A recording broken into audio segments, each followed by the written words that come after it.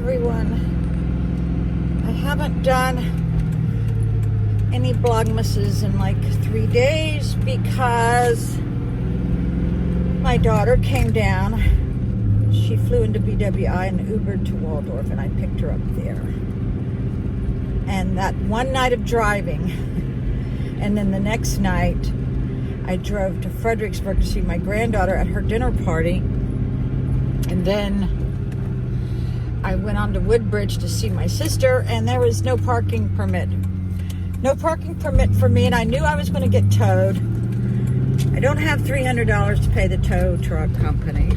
So I stayed 5 minutes, turned around, and drove all the way back home. So all that driving has exasperated my hip to the point where yesterday when I was at work on Christmas Day, my left hip gave out and I almost fell. I had to catch myself right in front of my manager. So it's not good. It's not good. So today, the day after Christmas, I called my orthopedic surgeon and made an appointment. His physician's assistant, I could have gotten in there January the 11th. And, you know, I should call back because I didn't make it till February the 11th. Because I had to like bypass the morning traffic. But you know what I'm going to do? I'm going to call him back and make it earlier and just spend the night with my brother. That's what I'm going to have to do. But how do you know your hip's going? I'll tell you how. It sneaks up on you like from nowhere. This is how I knew. The last month I haven't been able to bend down very easily to pick up things off my floor. So I've been relying on my granddaughter to come over and get things off of shelves and put things up, and I wasn't even able to decorate my Christmas tree or anything. The Christmas decorations are still laying on the floor because her boyfriend got sick, so I told him to go home. So that's your first indication when you don't feel like bending over. You can bend over, but not without a lot of pain. Next thing that you know when you know your hip is needing to be replaced is when you're laying in the bed very still and you think that someone's got a hot match on your pubic bone area. Yeah. Oh, Lordy, look at that sun. So that is your next indication. I have to turn around. Or maybe I'll just stay here. Okay. Yeah. At night, my bones would be burning like someone would put a match on it, you know.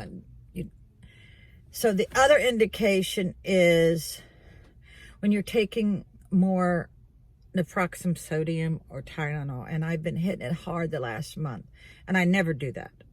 After my other hip was done, I didn't have any pain, so I know it's coming, and I can't hardly bend over at all. People don't understand this. So the good stuff is on Christmas morning there was a buffet in town, so I invited my ex-husband to come to see our daughter, and I guess this is and he showed up, and we had a wonderful buffet. I think it was $29. She ordered a couple vodka tonics or something. I don't drink if I'm going to work. It's just a bad thing to do. So he's been very, very sick. I mean, real sick. I just saw a girl who's a nosy ass eavesdropped on everything I said at the Eagles the other night. And she's also ugly. Real ugly. I'm talking ugly. Yes. I hate that one. In the old days, where I used to live in the Northern Neck, women would sit at the tables next to me and listen to everything I said. Evidently, I'm the most interesting thing they've ever seen or heard of. But, yeah, it was a really wonderful Christmas brunch. And then I went to work. And my daughter made me dinner. Oh, my God. So, yeah, bad news all the way around. I did get to FaceTime my brother, and a couple of his horses are racing this week in Florida.